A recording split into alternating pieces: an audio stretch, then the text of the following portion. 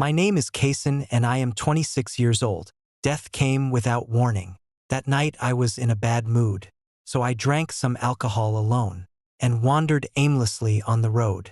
A dump truck running a red light roared toward me. Before I could even feel the pain, I was sent flying. In the last second before my consciousness faded, only one thought crossed my mind. In my entire life, I had never even held a girl's hand. Yes, I am a 26-year-old virgin. The kind of virgin who has a wife. You may not believe it, but I have a wife named Lumina. It was an arranged marriage set by our families, decided by our grandfather's generation. In the previous life, we got married under pressure from both sets of parents. But for a year after the wedding, we never shared a bed. On our wedding night, I moved to the guest room. And after that, I avoided her as much as possible. I thought she was like me, forced into it, a victim of this marriage. So I didn't bother trying to win her over. We each lived our own lives, and sooner or later we would get divorced. But now I'm about to die, dying as a virgin, just as my consciousness was about to sink into darkness. A translucent screen suddenly appeared before my eyes. It looked like some kind of social media interface. Posts scrolled across the screen. Today's hot topics. Pil Cassine died without ever knowing that his forced marriage wife was actually Lumina, a wealthy heiress who had a crush on him for 10 years. Number 1. What? Lumina, the only daughter of that billionaire tycoon family. The Lumina worth hundreds of billions. Number 2. Are you serious? With luminous figure and looks, her admirers line up from one end of the street to the other and even around the corner. Would she have a secret crush on a loser like Kason? Absolutely true. Lumina has had a crush on Cassine since high school and has kept a diary for 10 years. This arranged marriage wasn't forced by her family at all. She begged her grandfather to propose to Cassine's family. Number 3. Is Cassine stupid? Having such a beautiful wife and not even touching her. Not only did he not touch her on their wedding night, he went straight to sleep in the guest room. With Lumina's perfect figure, curves in all the right places, how could he resist? I have a reasonable suspicion that he might be impotent. User 4. Hahaha, Cassine died a virgin. That's hilarious. User 5. It's good that he's dead. Now Lumina can marry her true love. I heard her childhood sweetheart has been waiting for her all along. User 6. I feel sorry for Lumina. She had a crush on him for 10 years, only to end up with a blockhead. I stared at these posts, my pupils shaking violently. Lumina has a crush on me. That Lumina, who always wears a cold face every time we meet, and can't stand even one extra word, has had a crush on me for 10 years. And what's this about? Soulmate and childhood sweetheart. A surge of indescribable emotions welled up inside me. Shock, regret, anger, and a hint of inexplicable smugness. Heiress from $100 billion family has a crush on me. Am I really that impressive? The next second, all thoughts were cut off. My consciousness sank completely into darkness. Cassine. Cassine. A clear yet slightly tense voice sounded in my ear. I snapped my eyes open. The glaring sunlight streamed in, through the floor-to-ceiling windows, illuminating a girl's face. She was wearing a white dress, with long hair cascading over her shoulders, and her delicate features looked as if they had stepped out of a painting. What was most striking was her figure. The dress's waistline was tightly cinched, accentuating a stunning curve. It was Lumina, but this wasn't the cold, icy Lumina I remembered from after she got married. Instead, it was a younger version of Lumina. I looked down at myself, a clean shirt, no bloodstains. Then I looked up at my surroundings. A quiet cafe with a bustling street outside the window. This wasn't the villa after marriage. This was the place where Lumina and I first officially met. I abruptly sat up straight. I had come back to a year ago, the day of my blind date with Lumina. The content of those forum posts still lingered in my mind. Luminara has had a crush on you for 10 years. She begged her family to propose. Perfect figure, curvy in all the right places. I took a deep breath. This time I couldn't be a coward. Lumina frowned slightly, swirling the cup of black tea in her hand. Are you okay? I just asked you something. My voice trembled a little. What did you just say? Lumina pursed her lips. I said, You must already know about the marriage alliance, right? Are we really going to get married like this? Exactly the same words. Exactly the same as in the previous life. She was acting. If the forum post was real, she must be secretly laughing inside right now. I decided to test the waters. Cleared my throat. I know, but you're being forced into this too, aren't you? Lumina lowered her eyes, her lashes trembling slightly. It seems there's no other choice. I deliberately said, why don't you talk to your family? Tell them you don't fancy me and want to call off the engagement. Lumina's expression visibly panicked for a moment. She quickly waved her hands, her voice rising half a pitch. No, no. My parents said if I keep lazing around at home all day, they'll cut off my allowance completely. Then you should go and bring it up, she added, her tone carrying a hint of cautious probing. As expected, she's really afraid I'll call off the engagement. A sudden pang of bitterness surged in my heart. In my past life, I actually believed her words, thinking she was also being forced into it. On our wedding night, I moved straight to the guest room and kept my distance from her. Afterward, how sad she must have been. I deliberately sighed. I can't do it either. My whole family said that.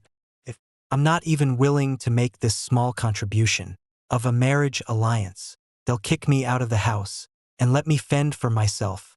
That would be worse than being hit by a car. Lumina's lips curled up slightly, then quickly pressed down. She cupped her hands and said, my apologies. My apologies.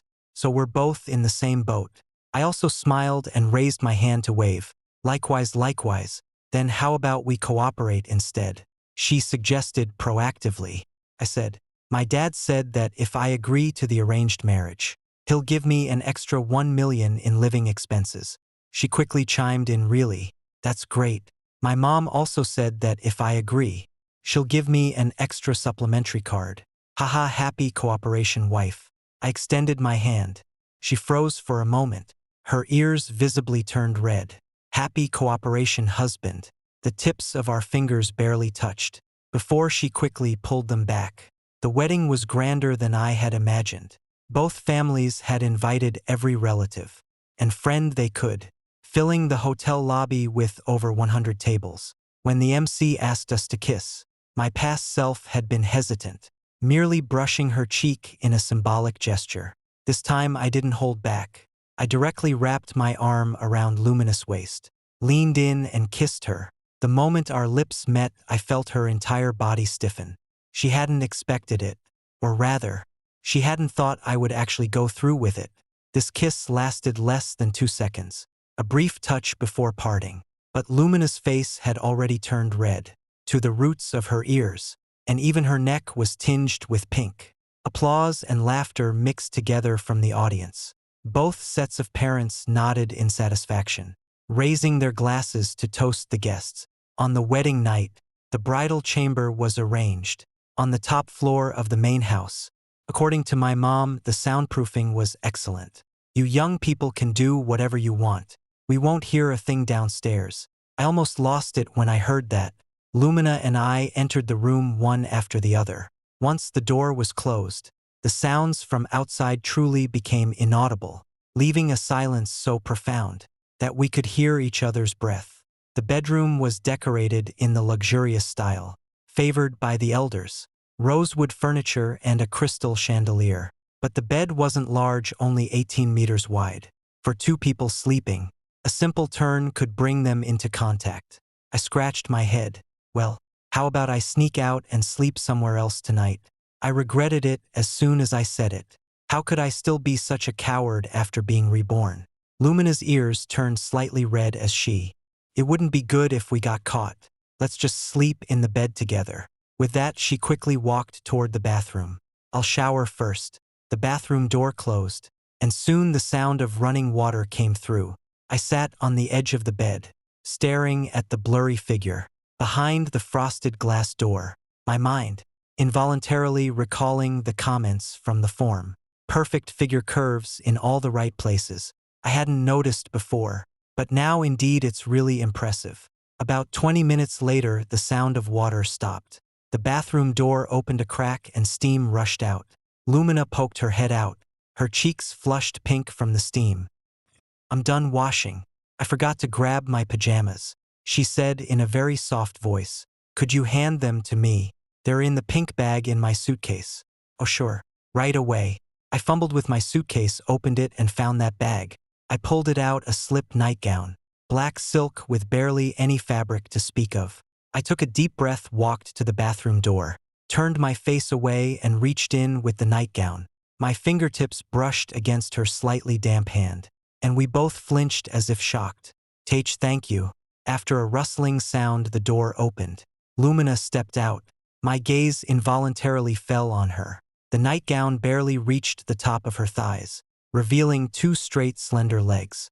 Her wet hair draped over her shoulders, and the pale skin below her collarbone dazzled under the dim light, making my head spin. She lowered her eyes, not daring to look at me, and shuffled over to the vanity table, almost with the same hand and foot. I'll go dry my hair. The hairdryer hummed to life. I quickly grabbed my pajamas and rushed into the bathroom. When I came out after washing up, the main light in the bedroom was already off, leaving only two dim bedside lamps on. Lumina was lying on the right side of the bed, wrapped tightly in the blanket, with only her face visible. I dawdled over and sat down on the other side. The soft, large bed slightly sank under my weight, and her side seemed to tilt a little as well. Silence. Stillness. Less than 30 centimeters separated her and me. Then sleep, I asked tentatively. Sleep. She quickly reached out and turned off the lamp on her side. The room fell into darkness. Only the small desk lamp on my side remained lit, casting a dim yellow glow. Rustling sounds came from under the covers. Then a black lace-trimmed bra was tossed out from under the covers. It landed right on my face. Sorry. I didn't mean to. Luminous voice came from deep within the blanket, muffled and flustered. I just wanted to put it aside. It's fine. I picked up the bra. The fabric was delicate, carrying a faint scent and body warmth, so big I couldn't help but exclaim. About a D cup. Lumina lifted the blanket to check inside, sounding a bit uncertain. Another silence fell. An ambiguous atmosphere lingered in the darkness. I turned off the light. Let's sleep, yeah. In the darkness, I could hear her breathing, faster than usual, more erratic. I don't know how long passed. In a daze, I felt something pressing down on me, warm, soft, carrying the pleasant scent of body wash. At some point, Lumina had rolled into my arms. She buried her face in my chest, one leg draped over my waist, clinging to me like a koala. I snapped wide awake, but I didn't dare move. Just as I was hesitating whether to respond, the leg draped over my waist suddenly kicked out, not with much force but at an impossibly tricky angle. Holy shit. I uncontrollably rolled off the bed. Thud. I landed solidly on the carpet. What's wrong? Lumina was startled awake by me, groggily propping herself up. The blanket slipped off her body, through the moonlight, filtering in from the gap in the curtains. I saw a large expanse of dazzling white. She looked blankly at the empty bed, then shifted her gaze downward. Her eyes met mine as I lay on the floor, my face frozen in a daze. The air stood still for 2 seconds. After a short, startled cry, she yanked the blanket over herself, leaving only her flushed face exposed. How did you fall off the bed? I lay on the floor, a dull ache in my side. You should be asking yourself that, miss. I propped myself up on the carpet and sat up. Sorry, honey, her voice muffled from under the blanket. I'm still not used to having someone beside me. When I sleep, I didn't mean to kick you. I looked at her shy and embarrassed expression, wanting to laugh but not daring to. The skyline outside the window was tinged with a hint of pale dawn. Still sleeping, she asked. I rubbed my waist and stood up. No more sleeping. After being kicked awake by you, I feel like my meridians are all unblocked. Really? Am I that amazing? On the 3rd day after our wedding, we moved out of the main residence and into the vacant, standalone villa next door. The house was huge, spanning 3 floors with a basement. We spent the entire morning haphazardly stuffing luggage into various rooms, and then collapsed on the sofa in the living room, staring blankly into space. Honey, I'm hungry. Lumina poked my calf with her toes. Order takeout, I said without even opening my eyes. I don't want to eat takeout anymore. Then go cook something. I don't know how. She said it with utter confidence. I don't know how either. I said it with even more confidence. Silent for a few seconds. Rock, paper, scissors. Let's go. Best of 3. I lost. I looked at the paper I had thrown, and the scissors she excitedly held up. Resigned myself to my fate. Got up and walked toward the kitchen. An hour later in the hospital ward. Honey, are you okay? My voice was urgent. I'm okay, Lumina said weakly. Honey, I didn't expect your cooking to hit me this hard. I'm sorry. It's all my fault for giving you food poisoning. It's okay. You're lying in the hospital bed next to me anyway. I shouldn't have eaten so much. Lumina pouted. We stayed in the hospital for 2 days. On the day of discharge, I solemnly took out a bank card. Honey, let's hire a maid. Seconded. Married life has been more comfortable than I imagined. We have no jobs, no stress. And we sleep in every day until we naturally wake up. Lumina is slightly better at cooking than I am. Limited to instant noodles and fried eggs. My cooking skills are in the negatives. So we hired 2 servants, one to cook and one to clean. And so our days drifted by in a lazy, leisurely manner. Until one day, that afternoon, I woke up from my nap and found Lumina wasn't by my side. There was a faint sound coming from upstairs. I tiptoed upstairs. As I approached the bedroom, a strange sound came from inside, a muffled, soft, nasal tone, carrying an indescribable rhythm. My heart raced as I leaned toward the crack in the door. The door wasn't fully closed. Lumina stood at the desk, her back to the doorway. She was wearing that black spaghetti strap nightgown, her hands resting on the desk, her body leaning slightly forward. That leg longer than my life was blatantly exposed. She swayed gently, once more, again. She was rubbing against the corner of the desk. I froze at the door, feeling all the blood in my body rush to my head. Perhaps my gaze was too intense. Or maybe I accidentally brushed against the door. Creak, the faint sound was amplified in the quiet room. Lumina spun around abruptly. Her eyes met mine through the crack in the door. Time seemed to freeze. The blush on her face spread from her cheeks to her neck. Her eyes filled with panic and embarrassment. After a short, startled cry, she scrambled to stand up straight, frantically adjusting her nightgown. Why you? Why are you up here? I pushed the door open and stepped inside. I reached back and gently closed the door. Click. Silence fell. Only the chaotic sound of our breathing remained. I woke up and didn't see you, so I thought I'd come upstairs to check. My voice was a bit hoarse, and I couldn't help but take a step closer to her. She stepped back, her hands guarding in front of her. You saw everything. Yeah. My waist was a bit sore, so I was doing some yoga. She stammered, her eyes darting around everywhere. Oh, a sore waist. I stopped right in front of her, very close. Want me to rub it for you? Before she could answer, my hand was already pressed against her waist, through the thin layer of silk fabric. I could feel the warmth of her skin. No, her voice was as faint as a mosquito's buzz, but her body didn't pull away. Don't be nervous. I applied a little pressure with my palm. Even though this is my first time too. I've watched quite a few tutorial videos. The one you watched, was it legitimate? Her arms slowly wrapped around my neck. I lowered my head and kissed her lips.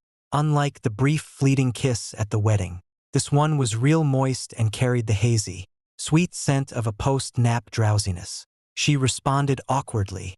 Both of us were a little out of breath. Before we pulled apart slightly, back to bed, I rubbed the tip of her nose. She softly hummed in agreement, burying her flushed face into my chest. We fell onto the soft bedding. She lifted her straight, slender legs and gently wrapped them around my waist. Honey, that protection. What smuff? I froze for a moment, then snapped back to reality. Oh, right. Do we have one? The air went silent for a few seconds. We stared at each other, both reading the answer in each other's blank expressions. Maybe let's look for it. 10 minutes later, drawers, cabinets, suitcase compartments, all searched thoroughly. Nothing. Absolutely nothing. Maybe let's not do it today. Lumina bit her lower lip, her eyes darting away. No way. I blurted out. She froze. I froze too. looking at her shy yet expectant eyes. I gritted my teeth, stomped my foot, turned around, and rushed downstairs. The kitchen cabinet. Plastic wrap. I grabbed the roll of plastic wrap and dashed back to the bedroom. When Lumina saw what was in my hand, her eyes widened. Then she let out a snicker, quickly covering her mouth. "What are you laughing at? Extraordinary times call for extraordinary measures." I peeled off the plastic wrap and studied how to wrap it. She laughed for quite a while before stopping, tears of laughter forming at the corners of her eyes. "Feels so strange. Well, do you want to use it or not? Maybe let's not use it." As she said this, her face was already red enough to steam. Should I continue? Yeah. Several words omitted here. Readers can fill in the blanks themselves. 5 minutes later, the room fell silent again. The air was filled with the faint hum of the air conditioner and the lingering sound of unsteady breaths. Lumina curled up in my arms, her fingers unconsciously tracing circles on my arm.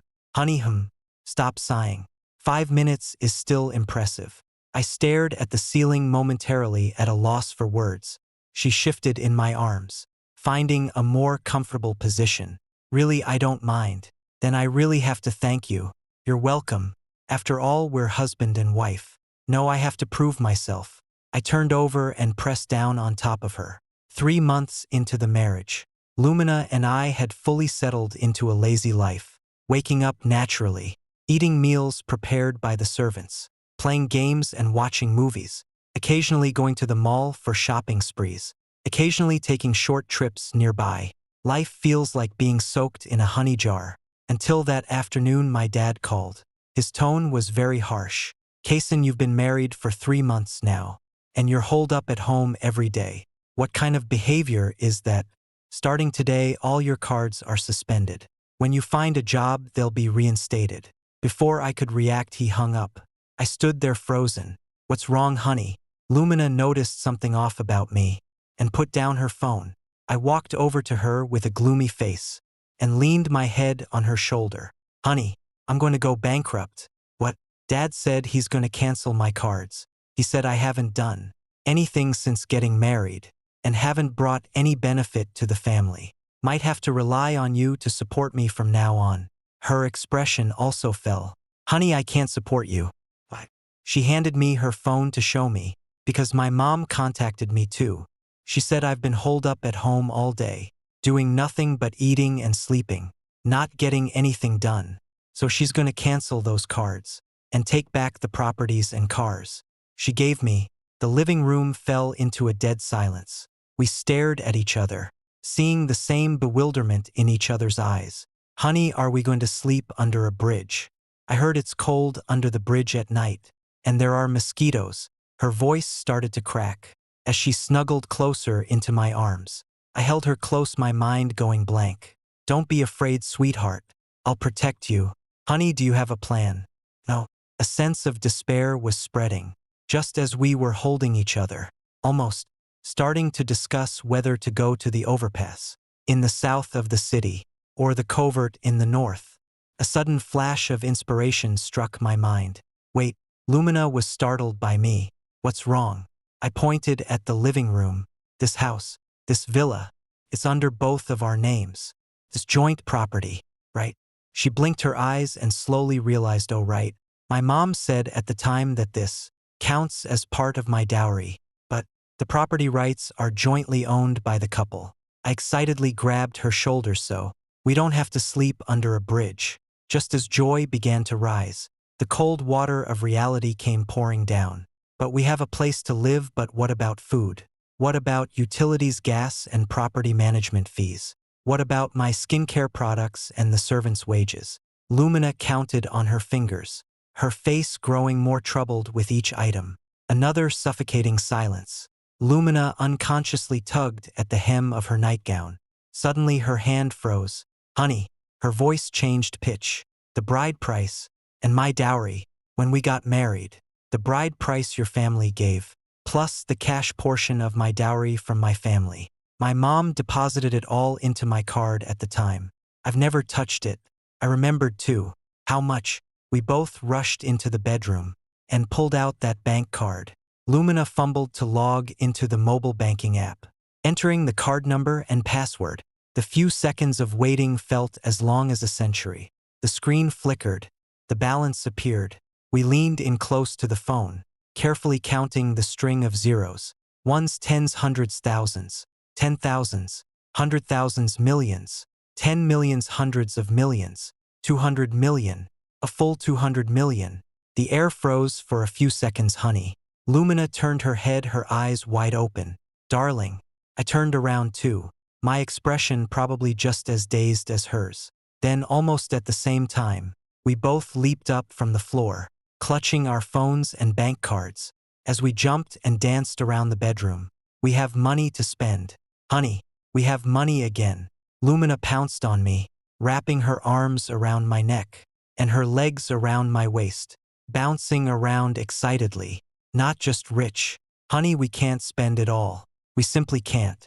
I spun her around in my arms until we were both dizzy and tumbled onto the bed together. She lay on my chest, catching her breath, her eyes shining as if filled with stars. She poked my cheek. Honey, should we celebrate? I flipped over and pinned her beneath me. How do you want to celebrate? We've got money so we can spend it however we want. She nodded vigorously. Right. So what's the first thing we do? Do OQ, we said in unison. And so our days passed sweetly and happily. I always thought this was the change brought about by my rebirth. Fate took a quiet turn at a certain moment, allowing Lumina and me to live a life of happiness, completely different from our previous life. Until that afternoon, on a whim, I decided to sort through some dusty luggage. In the study, in a cardboard box, there were a few notebooks. Their covers were light blue with slightly curled edges. I casually flipped one open. At first, there were scattered notes. June went to see Dr. Chun again today. She said I'm doing well. June dreamed of him again. I was so happy in the dream. June 12th, so annoying. My mind is full of him. It's all his fault. All his fault. June, Grandpa asked if I wanted to get married. I said yes, of course, that person has to be you. I was stunned. Who is that person? I kept flipping through. June, Grandpa brought good. I'm going to have an arranged marriage, but I have to meet him in public first. So annoying. June 28th, he really didn't recognize me, but that's okay, as long as he was captivated by my beauty. July 8th, on our wedding night, he actually went to sleep in the guest room. What kind of husband does that? July 9th, I really want to launch a night raid. July 10th, I really want to launch a night raid. July 11th, I really want to go on a night raid. I stared at these diary entries, my mind buzzing. Did I write this? I continued flipping through. October, I'm going crazy. When will he finally get a clue? December, Dr. Chan said, my condition is unstable and recommended proactive intervention. December, put some sleeping pills. Sat on his face and got my revenge hard. May made up my mind. I'll use that plan. Mom and Dad and my in-laws went more smoothly than I imagined. June, hypnosis preliminarily completed. Memory implantation points confirmed. June, arranged for Felix to invite him out for drinks today. Said there would be a group of young girls. Amen. On June, he woke up at the preset awakening point, and the hypnosis was successful. My wooden husband has finally come to his senses. The diary slipped from my hand and fell onto the carpet. With a dull thud, I stood in the dim light of the study, my mind completely blank. No car accident, no forum, no rebirth. It was all an act. Lumina in collusion with the psychologist. Both sets of parents and everyone else had crafted a massive script for me. What secret crush for 10 years? And billion-dollar heiress. All implanted memories. What popular forum post? All pre-designed psychological cues. Every move I made, every step I took after my rebirth, was all within her calculations. What a grand scheme this is. I was staring blankly at the open diary. A sound came from downstairs. It was Lumina, shuffling across the wooden floor in her slippers. The footsteps grew closer. Finally, they stopped at the study door. Honey, what are you hiding in here for? This notebook. She leaned halfway in, holding a can of ice-cold cola. Her smile froze for a moment. The air was silent for a few seconds. Lumina blinked. walked in and casually closed the door behind her. She leaned in to glance at the open page, her face slowly turning a shy red. You saw everything. She curled up in the beanbag chair next to me, hugging her knees, tilting her head to look at me. Yeah. Are you mad? I thought about it. I was a little angry. I felt like a rabbit being carefully raised, every step clearly arranged for me. But, looking at her cautious eyes, and the can of iced Coke in her hand, I suddenly couldn't stay angry. I answered honestly I was a little angry, feeling like I was being set up. But, I can't stay mad. Luminous eyes lit up. Really, really. She let out a sigh of relief and handed me the cola. She asked, so do you remember me? That summer you were the one who started it. That summer, I tried to recall. At the age of 11, I was sent to an overseas estate for the summer. A girl lived there, 2 years younger than me, who always hid in her room and never came out. Mom said that little girl had autism and didn't like talking to people, but I was never one to sit still. I made her watch cartoons with me, played video games with her, and even forced her to play bride and groom with me. At first she ignored me, but gradually she started to smile. Later she began seeking me out to play. When that summer ended, she cried her heart out. She said, you have to remember me. Okay, I casually agreed. Then I forgot. Completely forgot. I stared blankly at the lumina in front of me. That little girl was you. She nodded, her eyes slightly red. Her voice was very soft. After you left, I went back to the way I was before. I didn't talk, didn't eat, didn't sleep. My family had no choice but to send me to see a psychologist. Dr. Chun has been handling my case ever since. And then, she smiled. Then it took me 3 years to slowly get better. But I never forgot you. I asked my grandfather to find out who you were, tracked down your family's address, and discovered that your grandfather and my grandfather were brothers in arms, who would go through fire and water for each other. So I asked my grandfather to propose marriage on my behalf. At first he was a bit embarrassed, saying you weren't good enough for me. I told him I'd never marry anyone else then. He had no choice but to go drink with your grandfather.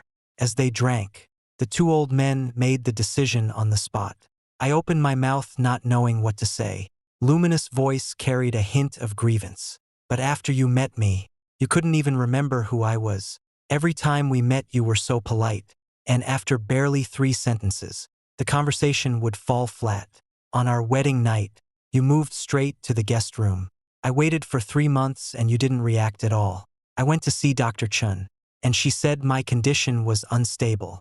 If things continued like this, there might be a relapse. So she came up with this idea for me. I looked into her eyes. This idea you're talking about. You want me to fake my own death? Yes, she lowered her head.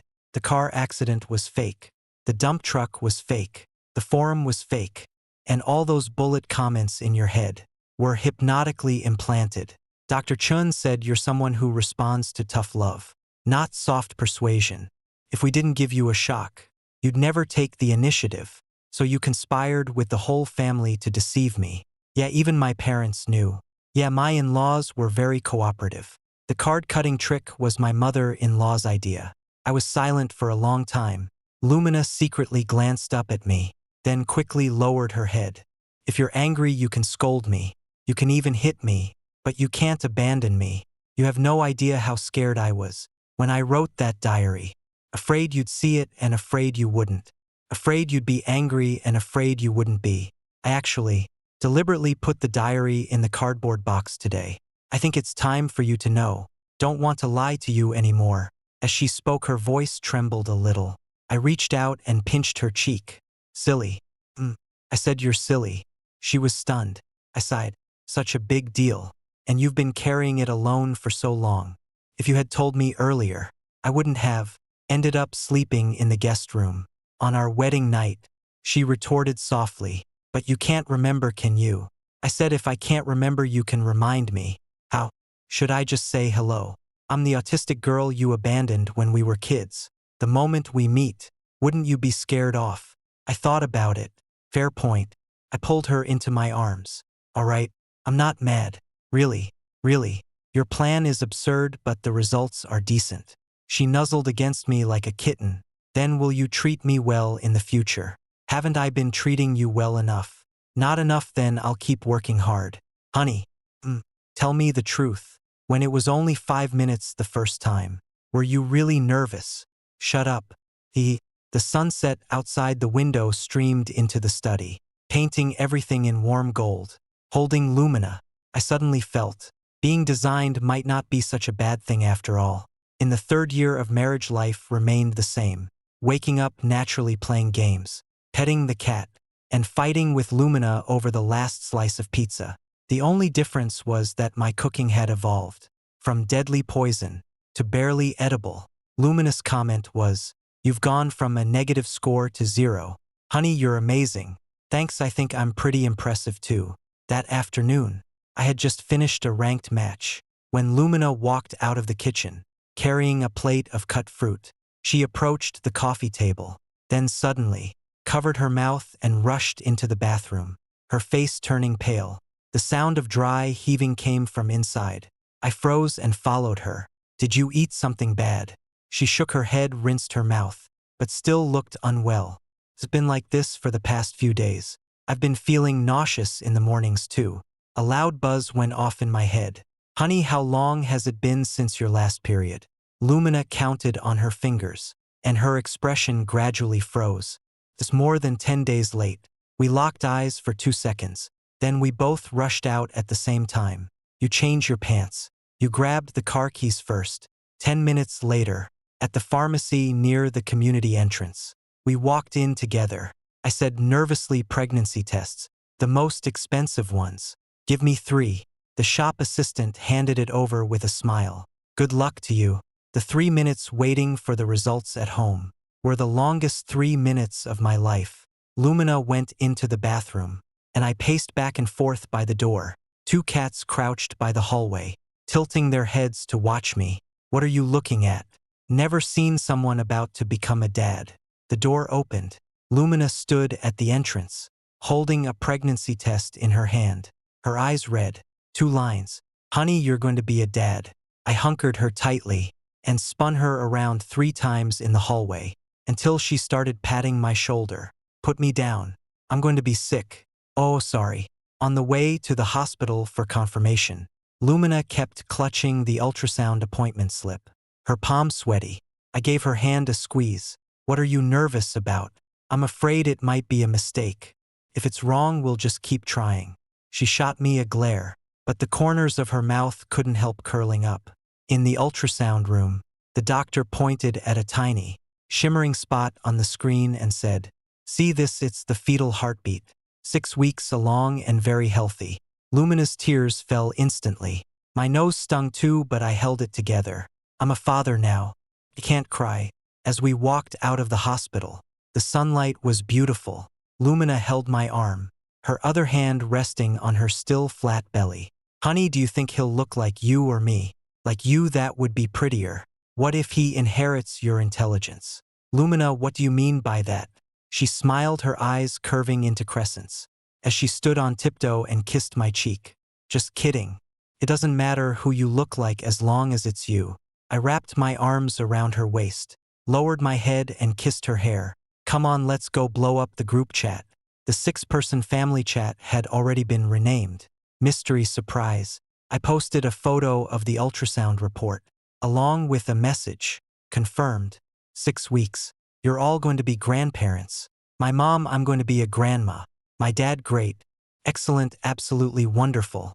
Luminous, my daughter is amazing. At Casein, take good care of her. Don't let her do any work.